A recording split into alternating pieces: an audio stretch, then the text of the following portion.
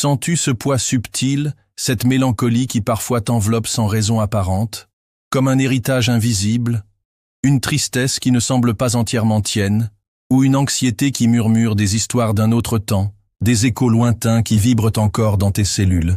Et si je te disais avec toute la douceur et la solennité que ce sujet requiert, que ces émotions diffusent ces schémas qui se répètent inlassablement dans ta vie? Telle une pièce de théâtre dont tu connais la fin, mais dont tu ne peux changer le cours, pourraient être les résonances profondes, les harmoniques persistantes de la douleur non guérie de ta mère, de tes aïeuls, de toute une lignée de femmes avant toi. Une douleur qui, à ton insu, à leur insu, peut-être aussi s'est transmise, non par des mots explicites, rarement par des confessions directes, mais par le silence assourdissant des noms dits, par l'énergie même, la vibration subtile et puissante de votre lien premier. Cette exploration que nous entamons ensemble, toi et moi, ici et maintenant, n'est pas un chemin anodin, ni toujours facile. Il demande du courage, celui de regarder là où l'on nous a appris à détourner les yeux. Mais c'est un chemin profondément, existentiellement libérateur. Elle nous invite à plonger avec respect et curiosité dans les eaux parfois troubles, parfois lumineuses de l'inconscient familial. Cet océan de mémoire partagée, où comme le grand explorateur de l'âme Carl Gustav Jung, l'a si brillamment mise en lumière se niche des archétypes, des dynamiques, des complexes et des mémoires collectives qui nous influencent bien plus que notre conscience ordinaire ne le soupçonne. Il ne s'agit aucunement de distribuer des blâmes, de désigner des coupables, car chaque génération fait de son mieux avec les cartes qu'elle a reçues. Il s'agit plutôt de comprendre, avec une infinie compassion, une mécanique subtile, une transmission d'âme à âme, de cœur à cœur, pour enfin, si tel est ton désir profond, s'en affranchir et retrouver sa pleine et entière souveraineté émotionnelle et spirituelle. Car la sagesse ancienne, celle qui traverse les âges et les cultures, nous murmure cette vérité. Sénèque, Épictète, Marc Aurèle.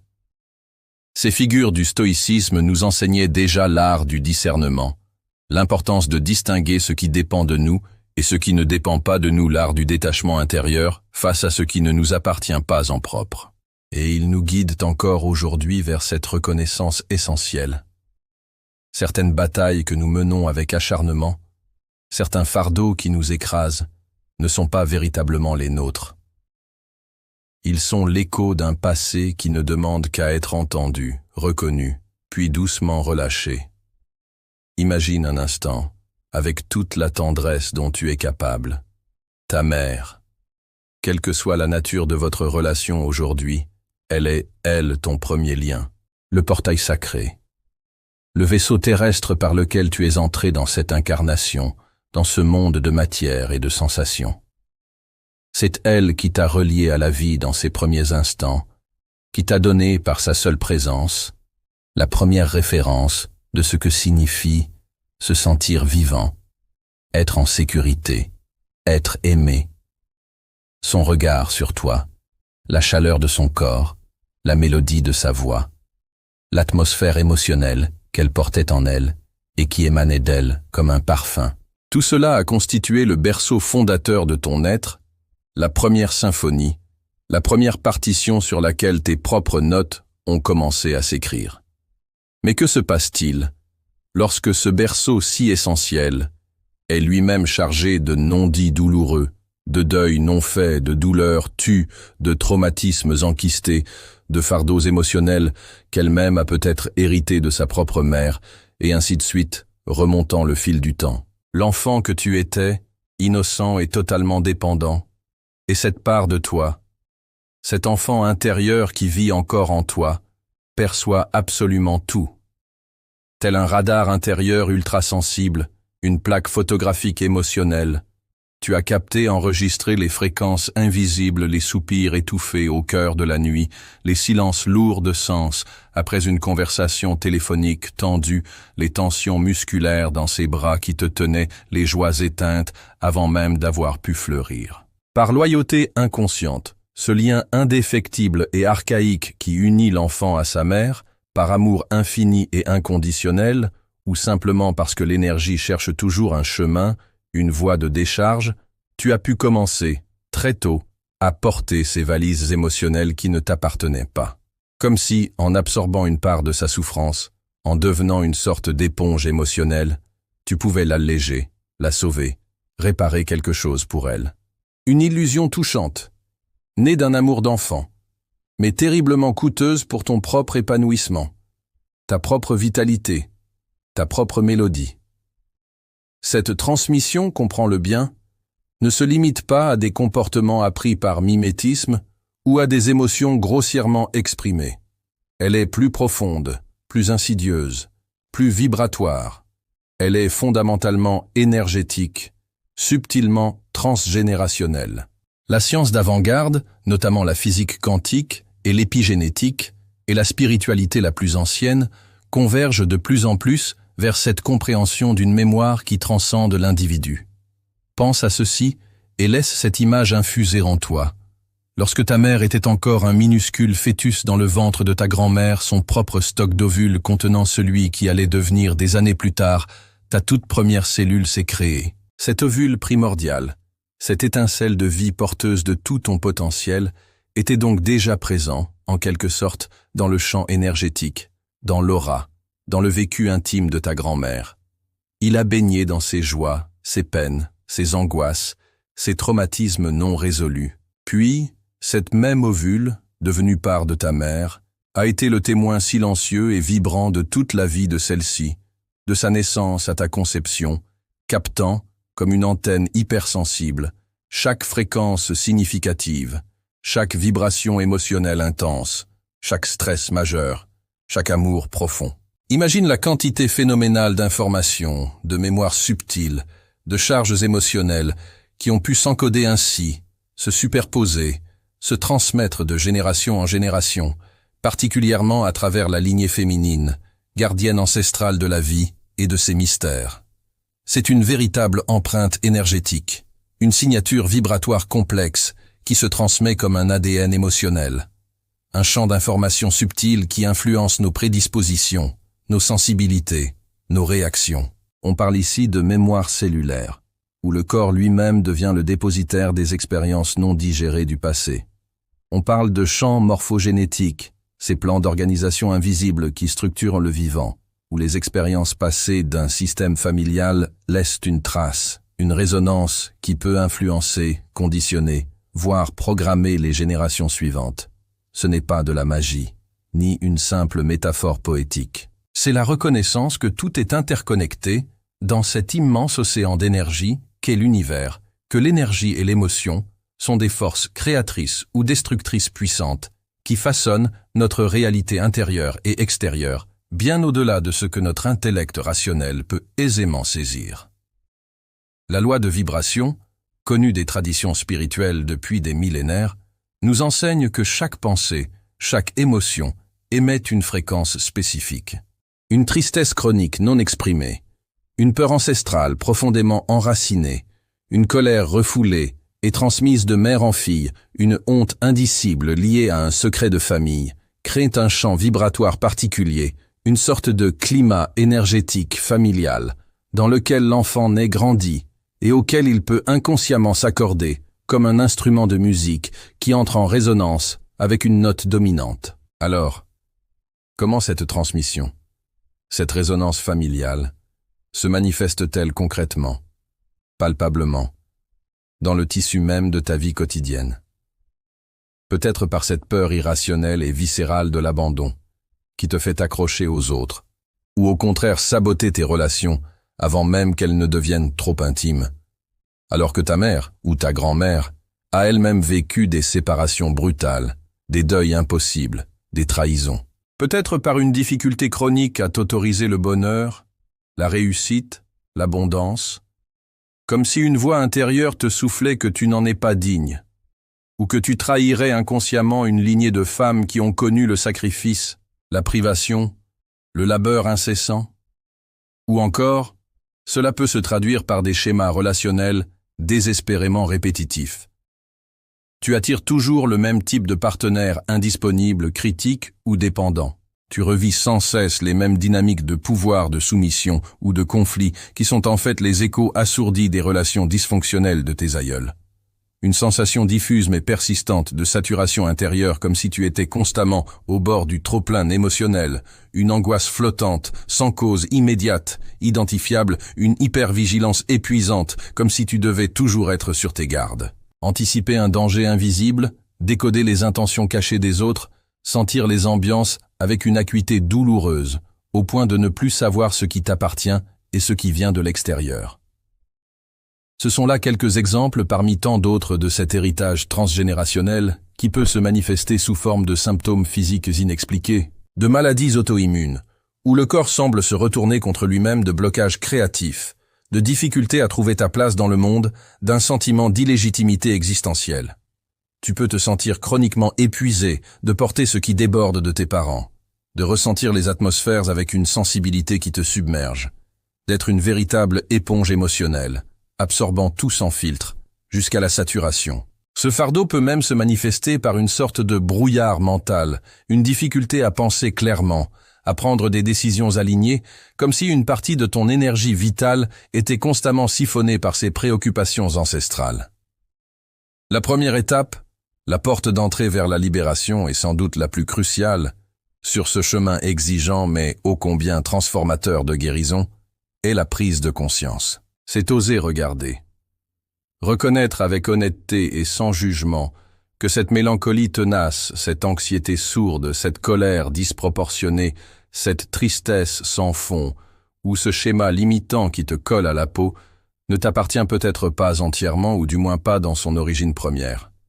C'est comme allumer une simple bougie dans une immense pièce sombre et oubliée. Soudain, ce qui était confus, informe, indistinct et accablant, commence à prendre une nouvelle perspective, un nouveau relief. Les contours se dessinent. Nommer ces héritages, c'est déjà commencer à s'en distancier, à créer un espace entre toi et eux. C'est affirmer, ceci est une énergie, une émotion, une histoire que j'ai perçue, que j'ai peut-être portée, mais elle n'est pas l'essence de qui je suis. Il s'agit ensuite, avec patience et persévérance, d'apprendre à distinguer l'amour filial, ce lien sacré, pur et inconditionnel qui te relie à ta mère, du portage sacrificiel et inconscient de ses souffrances. Aimer ta mère, l'honorer pour le don de la vie, ne signifie en aucun cas, jamais, devoir endosser ses douleurs non résolues, ses regrets, ses traumatismes, ses limitations. C'est une confusion tragique et fréquente, source d'immenses souffrances et de vies empêchées. Tu peux l'aimer profondément, avec un cœur ouvert et mature, tout en choisissant, avec courage et détermination, de te libérer de ce qui ne t'appartient pas, de ce qui entrave ton propre chemin d'âme. C'est un acte de courage suprême, un acte d'amour véritable et exigeant envers toi-même, et paradoxalement, un cadeau que tu lui fais aussi, car en te libérant, tu lui offres la possibilité, si elle le choisit, de voir son propre fardeau différemment. C'est ici qu'intervient avec une grande pertinence le concept jungien d'individuation. Devenir un individu distinct, entier, autonome, pleinement soi-même. Se défaire des identifications inconscientes, des loyautés invisibles et toxiques, de ces pactes silencieux passés dans l'enfance qui nous enchaînent à des destins qui ne sont pas les nôtres, à des rôles qui nous étouffent. L'individuation, c'est le processus alchimique par lequel on intègre son ombre, ces parts de nous que nous jugeons, rejetons ou ignorons, et qui contiennent souvent nos plus grandes forces cachées, pour devenir un être plus complet, plus authentique. Cela demande du courage, oui, celui de regarder en face l'ombre familiale, les secrets, les tabous, mais aussi ta propre ombre, ces parts de toi qui ont accepté, voire recherché, de porter ces fardeaux peut-être par besoin d'amour, de reconnaissance, ou par peur de la séparation. Cela demande une immense compassion, pour ta mère, pour tes aïeuls, pour leur parcours souvent difficile et semé d'embûches, et surtout, une compassion infinie pour toi-même, pour l'enfant en toi qui a fait ce qu'il a pu pour survivre et être aimé. Comprendre leurs histoires, non pour trouver des excuses ou pour te complaire dans une position de victime, mais pour éclairer les tiennes, pour dénouer les fils emmêlés de ton propre récit. Parfois, dans une lignée, une âme, souvent plus sensible, plus consciente, choisie, sur un plan supérieur, ou par une nécessité intérieure impérieuse, de devenir ce que l'on pourrait appeler un enfant médecine, un briseur de chaînes. C'est celui ou celle qui, par sa quête de sens, sa soif de vérité, sa souffrance même, prend douloureusement conscience de ses transmissions délétères et initie un travail profond de guérison personnelle. En te guérissant, toi, en faisant ce travail de déprogrammation et de reprogrammation intérieure, tu ne te libères pas seulement toi-même, dans une démarche égoïste. Imagine une immense toile d'énergie, un champ quantique où tout est interconnecté, où chaque pensée, chaque émotion, chaque action a un impact sur l'ensemble. Chaque fil que tu démêles en toi avec patience, chaque blessure que tu nettoies et apaises avec amour, envoie une vibration de guérison, une onde de lumière à travers cette toile familiale. C'est ce qu'on appelle parfois la transmission inversée ou la guérison ascendante. En te libérant, tu peux énergétiquement alléger le fardeau de tes ascendants, même s'ils ne sont plus de ce monde, comme si la lumière de ta conscience et de ton amour pouvait remonter le fil des générations apaisant des douleurs anciennes. Et bien sûr, de manière plus tangible, tu offres un héritage radicalement différent, plus léger, plus conscient, plus libre à tes propres descendants, si tu en as, ou simplement à tous ceux qui croiseront ton chemin et bénéficieront de ta présence apaisée et rayonnante. Tu brises le cycle de la souffrance répétitive. Tu deviens un pont vers un avenir différent pour ta lignée. L'objectif ultime, le fruit mûr de ce long processus, n'est pas de te couper de tes racines, de renier ton histoire, ni d'entrer en guerre contre ta mère ou ton passé. Ce serait une autre forme de non-guérison.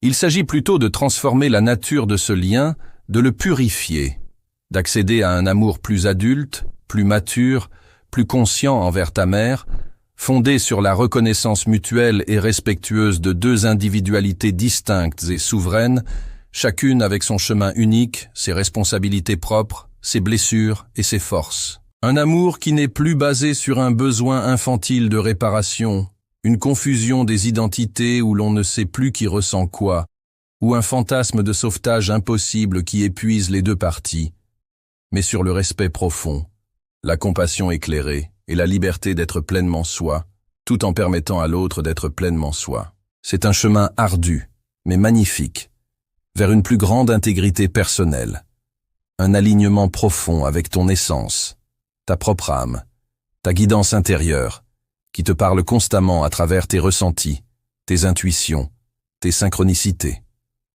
Lorsque tu cesses de vibrer à la fréquence disharmonieuse des douleurs passées et héritées, tu commences à émettre ta propre mélodie unique, claire, juste et puissante.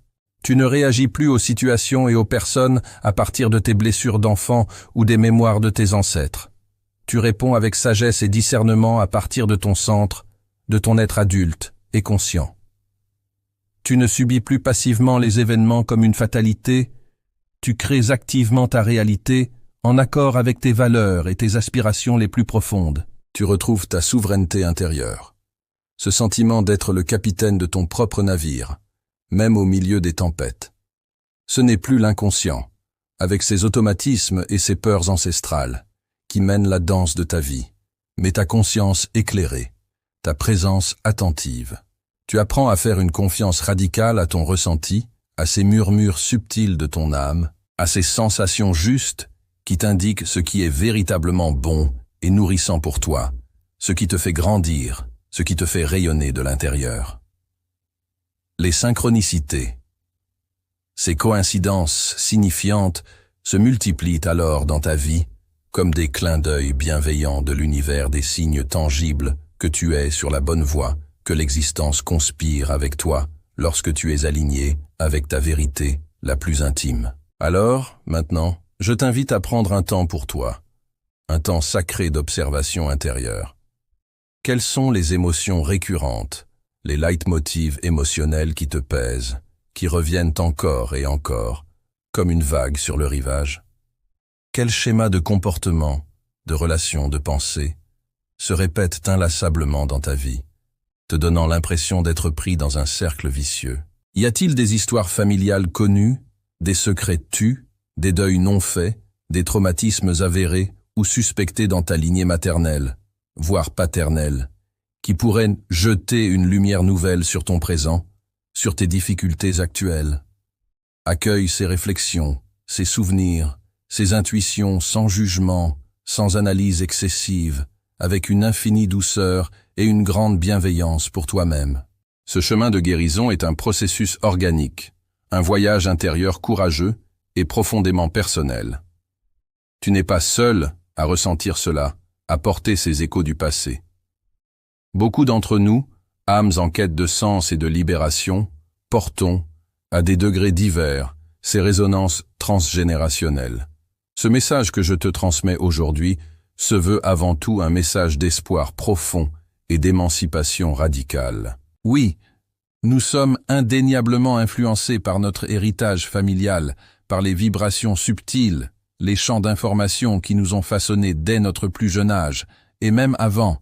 Mais nous avons aussi, et c'est là que réside notre pouvoir créateur, une capacité extraordinaire, une potentialité divine, par la prise de conscience lucide, par un travail intérieur patient et déterminé par des actes de choix conscients, de nous libérer de ces fardeaux transgénérationnels, de ces dettes karmiques qui ne nous appartiennent plus. En comprenant ces mécanismes subtils et complexes de transmission, en osant regarder avec courage et amour ce qui a besoin d'être vu, reconnu et honoré en nous et dans notre lignée, en choisissant activement et quotidiennement la guérison plutôt que la répétition, il devient alors possible non seulement de briser les chaînes invisibles du passé, mais aussi de transformer le plomb de la souffrance en or de la sagesse. Il devient possible de vivre une vie plus alignée, plus vibrante, plus joyeuse, une vie qui reflète qui tu es vraiment, au plus profond de ton être. Il devient possible de construire des relations plus saines, plus nourrissantes, plus authentiques, et de transmettre à ton tour, par ta simple présence transformée, un héritage de lumière, de conscience et de liberté. Si ces mots, ces vibrations résonnent profondément en toi, si tu sens cet appel intérieur, ce murmure insistant de ton âme, à te délester enfin de ce qui n'est pas à toi, pour pouvoir enfin écrire ta propre histoire avec tes propres couleurs, ta propre musique. Sache que ce premier pas de reconnaissance, cet instant de lucidité, est déjà immense. C'est une graine de transformation qui est plantée. Si tu te sens prêt à affirmer ton intention, commente ci-dessous « Je choisis ma lumière et je me libère », comme un engagement envers toi-même, un premier pas symbolique sur ce chemin sacré. Partage cette exploration, cette révélation peut-être, avec ceux et celles de ton entourage qui pourraient aussi être en quête de réponses, de soulagement et de paix intérieure. Abonne-toi pour continuer à recevoir des clés, des inspirations, des guidances pour nourrir ton âme, éclairer ton chemin et déployer tes ailes. Rappelle-toi toujours ceci, comme un mantra, un souffle de vérité. Ta vie est une toile précieuse et unique. Et même si les premières couches de peinture ont été influencées, voire imposées par d'autres, par l'histoire de ceux qui t'ont précédé, tu as toujours, à chaque instant, le pouvoir souverain de choisir les couleurs, les textures et les formes que tu souhaites y apporter aujourd'hui, demain et pour le reste de ton voyage. Guérir la douleur de ta mère en toi, c'est ultimement te choisir toi, dans ton entièreté, dans ta lumière et dans ton ombre. Et c'est peut-être, paradoxalement, le plus bel hommage, le plus grand acte d'amour que tu puisses lui rendre et te rendre. C'est retrouver la fréquence originelle, la note pure et cristalline de ton âme, et la laisser enfin chanter, vibrer et rayonner dans le monde pour ton plus grand bien et le plus grand bien de tous.